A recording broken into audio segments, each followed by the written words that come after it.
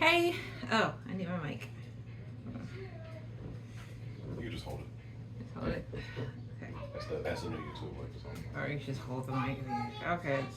So I'm told by my photographer husband that I'd look cooler if I hold the mic instead of clipping it on. So that's what I'm doing. All right. So welcome back. Today I wanted to talk about something that is near and dear to me, and that, of course, right now in my chapter of life is pumping at work.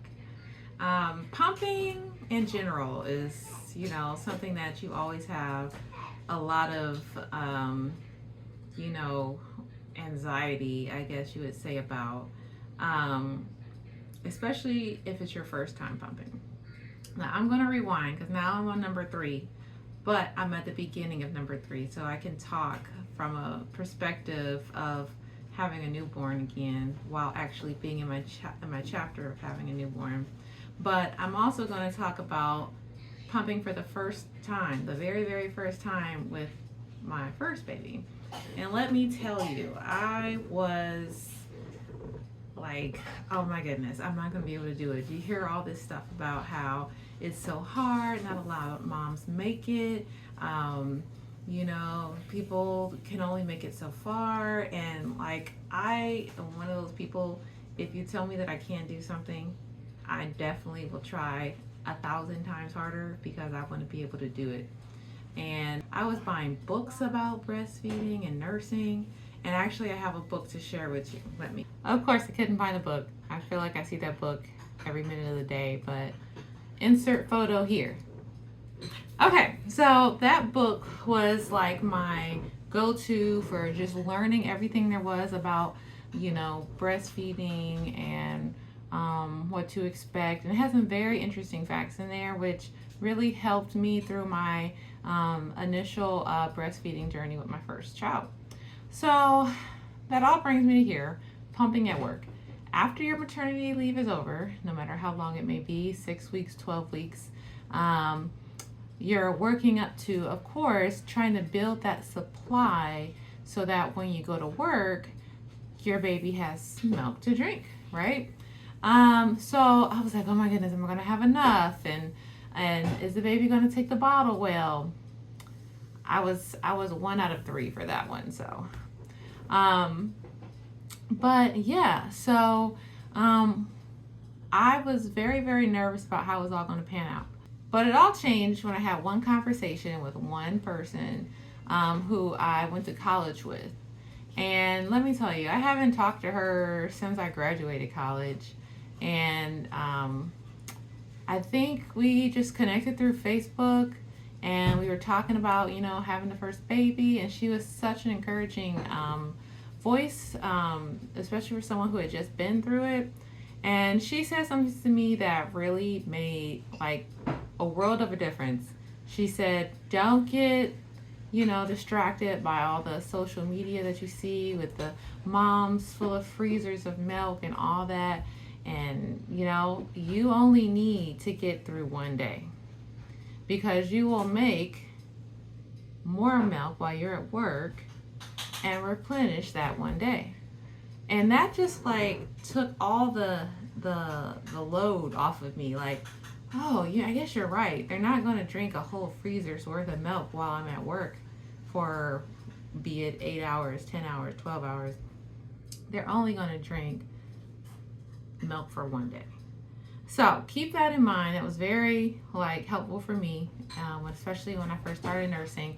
Is I only need to make 4 bags of milk. That's it. I don't need to make a freezer full of milk. I only need 4 bags. And even that for a 6-week-old is plenty, right? So anyways, we'll dive back into other tips and random thoughts later. So I'm just going to walk you through what I do at work. Now, initially, when my first baby, I definitely pumped every 3 hours because I was like, oh my goodness, I don't want my supply to go down. They talk about, this whole supply and demand, and you move milk to make milk. So I'm like, I'm going to keep moving it. I'm moving the milk, right? Because I want to make more. But I kind of changed. So when I went to baby 2, when I went to baby 3, I did not pump every 3 hours. I only pumped every 4. I just found that it just made more sense.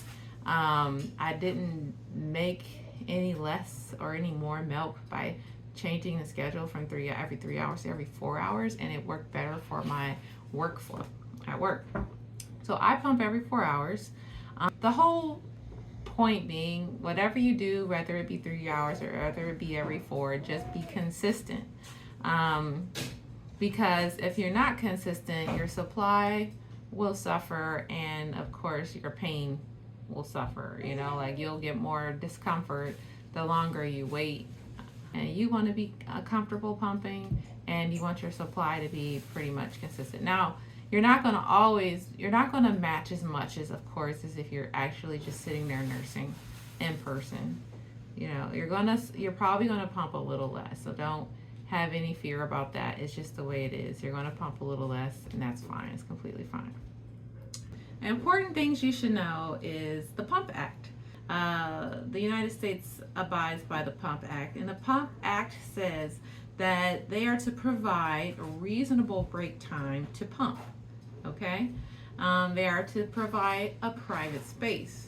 This is not a bathroom, okay? A private space. Nobody wants to pump in the bathroom, so if you're pumping in a bathroom, just know that you don't have to be. That's not really legal, and it's not very sanitary either, okay?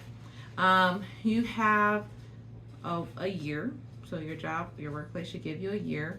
Of course, there's always exceptions to these rules, so don't bind me to anything I say here. And if you have any questions as far as what you're allowed and not allowed, and time, or you're having a struggle with your management, you can always contact your HR department. And the next thing we're going to talk about is your setup, like your space where you're going to be pumping at. Where I work at, there are dedicated lactation spaces. So I was blessed to have a workplace where it's dedicated lactation spaces throughout, the campus. I know someone who did not have dedicated spaces, and they weren't used to nursing moms. So if that's your story and they never had a mom who needed that time to pump, there's a couple things that you can ask. Of course, like privacy, because you want to be comfortable while you're pumping so that you can produce more milk. If you're not comfortable, like your body feels that tension, you're not going to make as much milk as you normally would if you were sitting in a comfortable space. So your privacy is important. The other thing you need are outlets.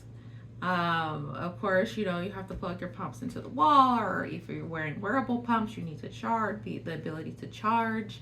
So outlets is definitely a necessity, and a nice table, as you don't want to be trying to balance all this stuff on your lap. And a bonus would be a sink and refrigeration, but let's not get too crazy. So as long as you have privacy, a table, and outlets, that I feel like is considered a decent setup to do what you need to do. I can talk about like washing and managing and all that. There's different ways to go about that, but let's say we're just going for the bare minimum here. Okay. So next we're going to talk about just like efficiency, like how efficient can you be? What helps with your efficiency while pumping at work, and what helps with being efficient when you're away from your little one. I keep looking this way because she's just chilling over there.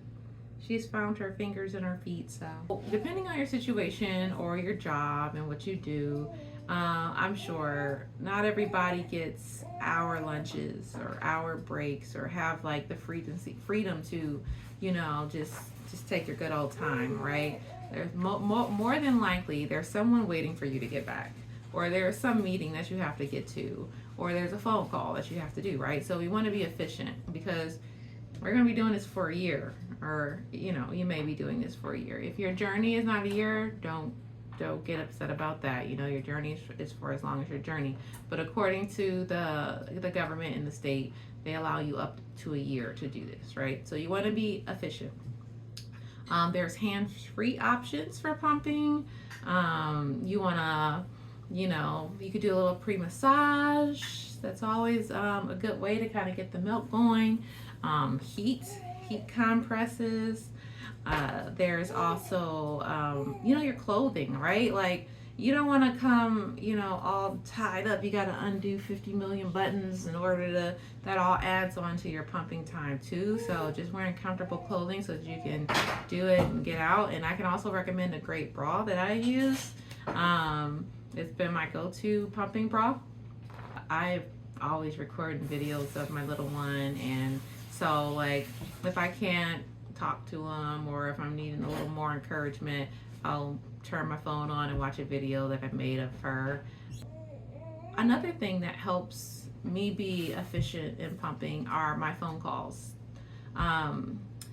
It's great to have that emotional connection. So I will call my husband and be like, hey, put the baby on the phone. Yes, I'm not calling for you. No, I'm calling for him too. It's just the comfort of being at home and knowing your family's around and all that. But, it's nice to see the baby. It's nice to hear the baby, and it helps with your milk, with your letdown, so that you can pump efficiently. If you don't have the ability to make a phone call, pictures. So definitely looking at pictures, looking at videos will definitely help with your milk production. Taking deep breaths, warm compresses, and I know with the whole technology with wearable pumps, you want to do like you don't want to do your pumping walking and moving all the time. Like, okay, if you have to do it once or twice, it's fine, but if it were me, like, I would at least take one fully seated session while pumping, because your mind is elsewhere, right? And if your mind is elsewhere and you're not focused on your baby and you're not focused on your task at hand, it's gonna show, right? So you understand, you're at work, you got things to do, but if you could at least, I encourage you, take one fully seated session, even if you're wearing wearable pumps. And honestly, for me, I don't even tell my job that I have wearable pumps, because I don't want to be put in a situation where they're like, oh, well, can't you just go put these on and then come do this right quick? Because number one, you're going to have to take them off at some point, so that's interrupting twice. And the longer you have them on, they're just going to be sucking the life out of you, right? And that's uncomfortable. So if it were me, I wouldn't tell anybody you have wearable pumps, but that's just me. So next we're going to talk about storage. Yeah, so we're going to talk about storage of your milk. So there's a couple of different ways to do this. Like, they have so many things on like Amazon you can buy. Like, they have this little like milk canisters where you can just pour all your milk in for one day, and then you can go home and distribute them into little bags. And of course, always label date, because I can't tell you how many times those things can kind of ease their way to the bottom of the freezer. You don't know how long it's been there, and it can get confusing. So always label and date your milk that you use and that you're freezing. I personally just put it straight in the bag, whatever I make, that it is what it is, and I put it in the bag right then and there. As far as cooling or refrigeration, you can, like, if you have get yourself a good lunch bag, just throw your milk in your bag, seal them up tight.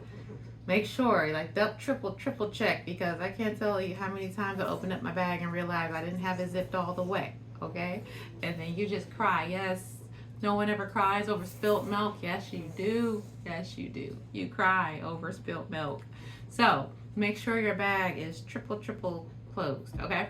So put it in there. You can put it in there with an ice pack. I personally don't use ice packs because I have access to refrigerators everywhere at work. So I usually just put it in my bag, put it in the lunch box, and put it in the refrigerator. If you don't have access to refrigerators, you may want to consider ice packs and keep all your stuff on ice in your lunchbox, of course. So there's two ways to do it: fridge, no fridge. If you have a fridge, great. If you don't have a fridge, don't worry. You can still, your milk is still safe either way. So that being said, as far as fridge and no fridge, this might be a little controversial, but when it comes to when I told you sink and a refrigerator is a bonus, you don't need a sink. But I do know that there are some people who choose to wash and clean all pump parts in between every use. That's great, but honestly, I don't have time, in the field that I'm in. So I'm just going to show you like what I do. I use the Eufy pump. Okay, I use the Eufy. This is my pump. Now, if I forget my pump at home, I always have two options. Always have a backup. I had to call my husband once. Remember that, babe? Yeah. Mm-hmm. Mm. But yes, I had to call my husband once because I left everything at home and I was not going all day without pumping. That was a big no-no. So he had to come back and bring my pump. So I always, from that point on, I always have one pump in my locker. I don't say pump. Where I work, they have the hospital grade pumps. So I literally just keep like all the accessories to the Medela pump in a Ziploc bag. And this is like what they give you in the hospital. So if you have access to it, or if you work at a hospital, or if you work somewhere where they have a pump, I would suggest getting whatever parts and just keeping it in your locker so that if you ever do forget your primary pump, you have a backup. So this is just what came in the kit when I had my baby. They have like the pumping if you want to pump. I didn't pump. I just nursed in the hospital, but I always say, yes, please give me the kit because this is my backup pump. And I just store everything in a Ziploc bag. And I have two because, I've had 3 babies, so I have a lot of these things. So I have one of these like this in my locker at work. And I literally, this is it. I just keep this in there. I have a few bags in there as well. So that if I ever forget my main pump, I don't have to freak out. I have a backup. So that being said, back to my main pump. What I do for my process is I use the Eufy. Shout out to Eufy S Pro 1. I was hesitant at first because I literally have been through so many wearable pumps and I was like, I'm done. Like, I'm done trying these pumps. And I'll show you, like, there'll be another video as far as all the pumps I've tried. If you want to see more about all the pumps I've tried and why I landed on the Eufy, look out for that. That's coming soon. But yes, Eufy is what I use and I love, love, love it. Of course, there's a few things that I would change or recommend to them to improve upon the next, version. So after I use my pumps, I put them back in the case. I zip everything up and I put this whole thing in the fridge. Now, I don't know if you're supposed to do that, but I do that. Because I don't wash everything between every session, right? And I'm at work and I'm moving quickly and I have to go move on to the next thing. So I will literally just close it up, zip it up, and put this in the fridge.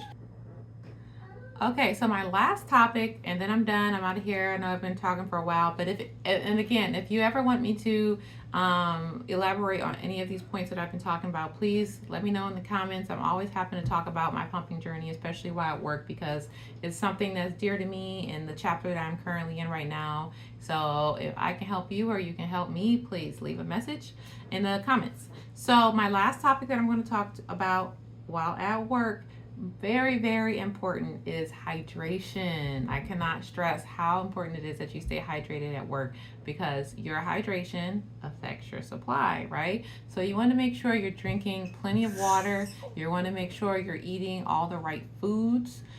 For me, it was oatmeal. I had a friend who's her go-to nursing food were Pop-Tarts, whatever it is. I don't know if it's a mental thing, but whatever it is you think helps increase your milk, stick with it. So for me, it's oatmeal. I eat a lot of oatmeal. I eat oatmeal every morning. I eat oatmeal every day. But that's not saying that's doing the trick. That's just what I do personally. I eat oatmeal. But yes, water, protein snacks, body armors. You need a little extra punch. Body armors definitely will help as well. in the beginning of my breastfeeding journey, like when I very first had the baby, and I'm trying to like pump up all that milk, and she's blowing little bubbles right now. She's blowing little bubbles. I drank a lot of body armors in the beginning, just to kind of help boost and hydrate me. So that's all I have to say right now. I'm sure there's something I'm forgetting. Okay, so that's it for now. If you have any like comments, suggestions, if you want to hear more about my routine and what I do at work, please let me know. There's definitely going to be a part 2 because I have a whole bunch of pumps that I've been through sitting in front of me right now, and I would love to talk to you about that, what worked for me, what didn't work, and all the different things I went through, and how I landed on what I'm using now.